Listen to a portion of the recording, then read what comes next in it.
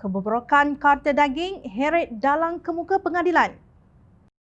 Rakyat Malaysia dan umat Islam tidak wajar memaafkan isu kartel daging yang jelas merupakan perbuatan celaka, kata Presiden PKR Anwar Ibrahim.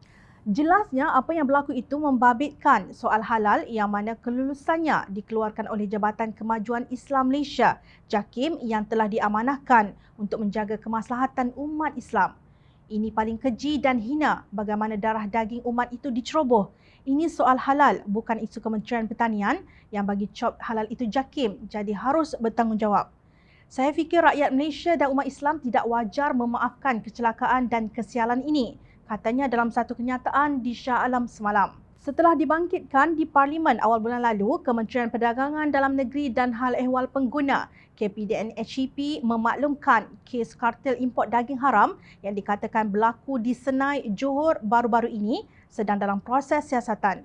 Media pada 21 dan 22 Disember melaporkan bahawa kartel itu dikatakan bersubahat dengan beberapa pegawai dalam agensi-agensi kerajaan untuk membawa daging-daging ke dalam negara, kononnya sebagai daging yang berstatus halal. Antara daging yang dibawa masuk adalah daging kanguru dan kuda yang dijual sebagai daging yang berstatus halal.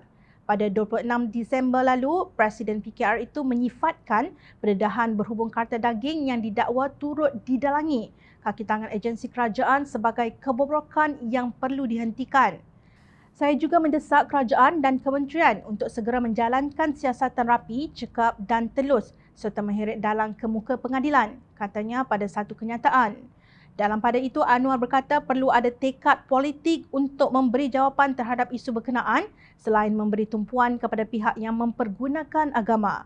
Sementara itu, sesuatu yang amat meranjatkan ialah pengakuan terbuka saudara Muhammad Riyad Tan Sri Muhammad Hashim yang merupakan aktivis asal Kuala Lumpur dan bekas ahli lembaga pemegang amanah Yayasan Wilayah Persekutuan. Katanya beliau dan NGO yang disertainya dahulu telah mengesan isu sijil halal JAKIM dan sijil halal seumpamanya sejak 1998 lagi. Katanya sejak pulang dari Amerika pada tahun sebelumnya, ada banyak jenama yang beliau kenali. Antara jenama yang biasa dijual di Walmart dan IGA Supermart di Amerika. Alangkah terkejutnya saya bila brand yang sama di Amerika hanya sekadar tukar kulit atau ditampal saja pelekat JAKIM pada kotak atau plastik luaran. Yang timbul isu adalah beef pepperoni. Pada waktu itu memang sukar untuk mencari beef pepperoni yang halal buatan Amerika. Bukan sahaja sukar dicari di Malaysia, malah di seantero dunia. Laporan polis telah dibuat pada tahun 1998, 1999 dan tahun 2000. Saya tidak pernah dipanggil untuk siasatan dan tidak pernah kenal akan adanya apa-apa tindakan, katanya. Katanya beliau pernah menulis surat kepada banyak pihak akan isu ini pada tahun 2008, 2009 dan 2010. Pada tahun tersebut, beliau mula mengenali pejuang-pejuang pengguna Islam.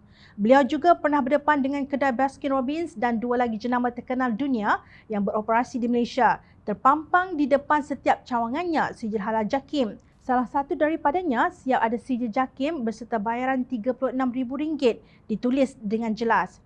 Saya tanya kenapa mahal sangat kena bayar RM36,000? Kenapa pula kena bayar? Pernah saya dijawab itu adalah commission consultant atau membayar paper pusher, tapi ianya dicetak atas sijil. Maaf, saya daif dalam proses mendapatkan sijil halal pada ketika itu. Namun terbenak di dalam hati sekiranya JAKIM menerima bayaran untuk mendapatkan sijil halal, bukankah ia menjadi penambah birokrasi yang hanya akan mengundang duit kopi, katanya. Persoalannya di sini double standard atau sememangnya JAKIM sendiri terpelesuk dengan sistem kapitalisme dan sekularisme yang sudah lama bertapak di negara kita. Jangan lontar batu, sembunyikan tangan. Ini sangat melukakan hati rakyat.